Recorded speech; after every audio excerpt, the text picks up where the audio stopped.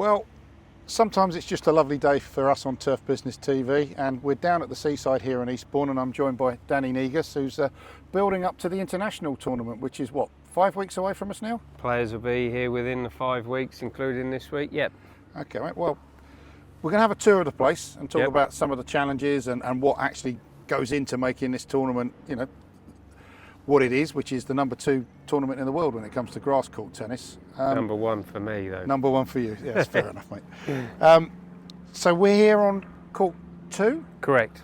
Now, this is something you built relatively recently in terms of a grass court lifespan, isn't it? That's right, that's correct. So, as part of the redevelopment that was undertaken here, this was part of that, which was to have a whole new court built in 2017, and after discussions it was agreed that they would follow the All England spec, and so this is very unique. Essentially it's just a huge cricket wicket. Right. So it's built on a gravel rafter for drainage, and then it's just 20% clay.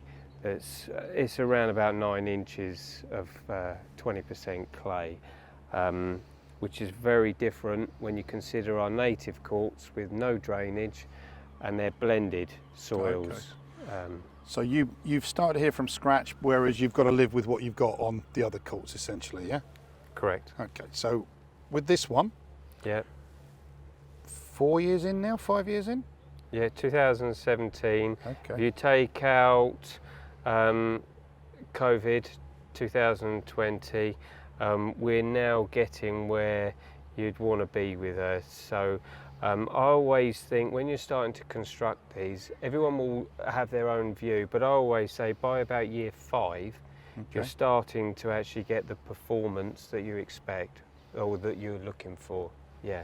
So in terms of playability, was it something that you used in the first year of construction? Did you wait a while until people played on it? So we had 1 year grace, and then Yeah. it was played far too early in my view.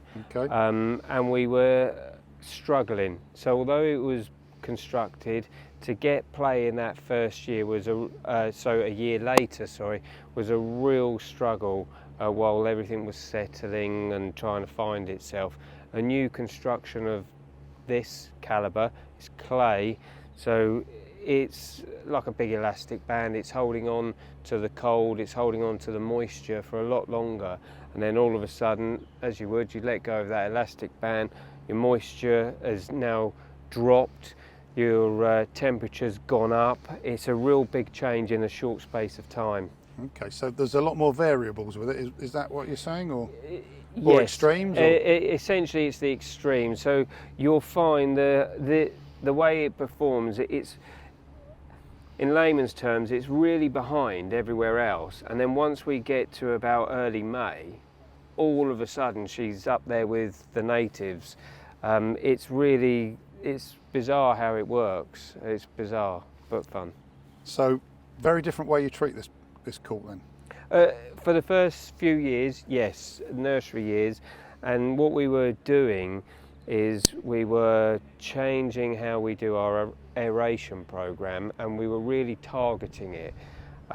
So, for example, say with the use of penometers, which I know can be affected with moisture, so we were testing, if you like, the pressure moving through the profile. Right. We wanted to try and get the soil to consolidate, but not in a manner that meant it was compacted with no pore spaces and dead pockets. That's what we were trying to do, and that's what changed the way we do everywhere. And in terms of inputs and nutrients, do you have to give this more or less, or do you treat it the same?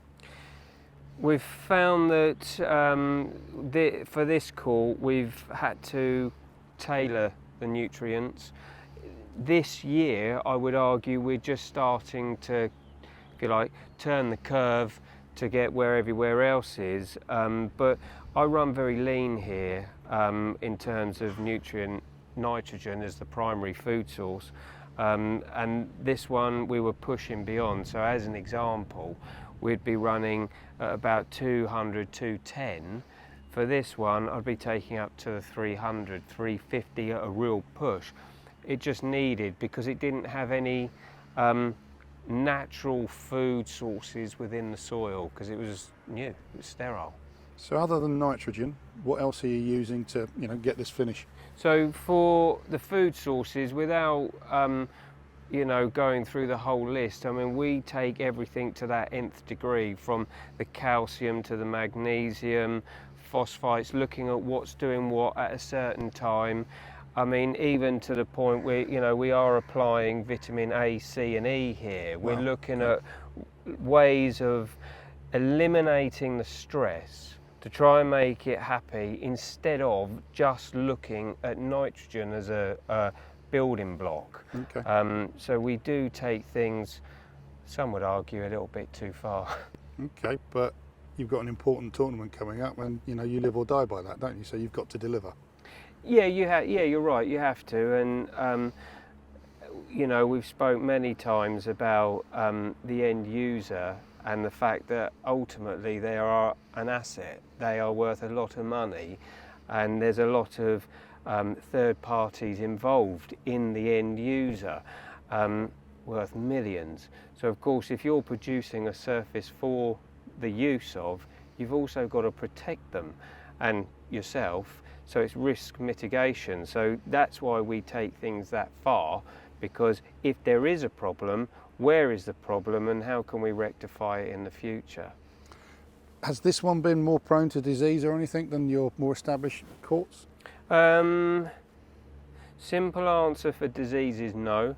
It's, if you like, its location, the way where we're standing now. What we find is certain operations that happen up on the downs, we find that with the prevailing winds, this one does actually cop, if you like, the negative impacts of POA, weed ingress. It does get of airborne problems. Disease-wise, touching wood, no, I've not found any difference. Okay.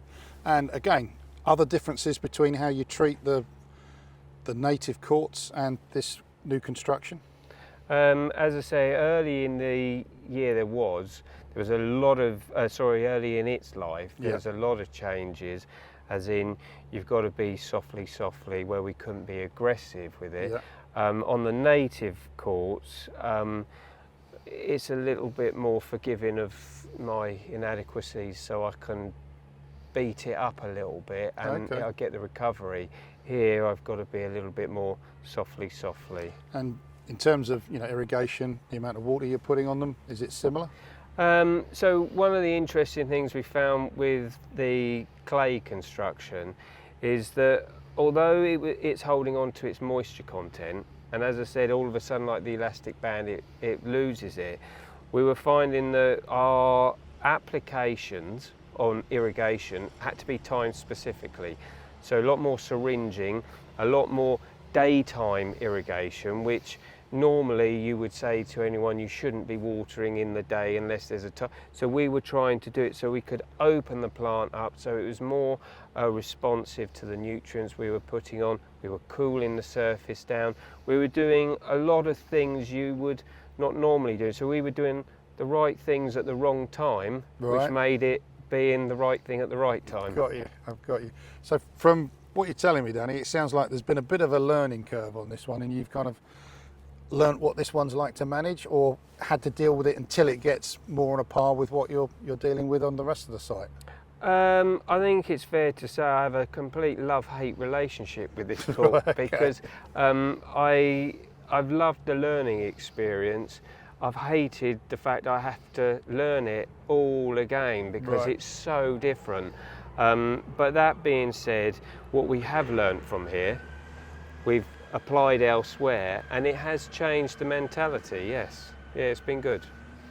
So what are we going to look at next then, Danny? We'll go over to Court 4, and you'll see that's one of the native courts. Okay, great.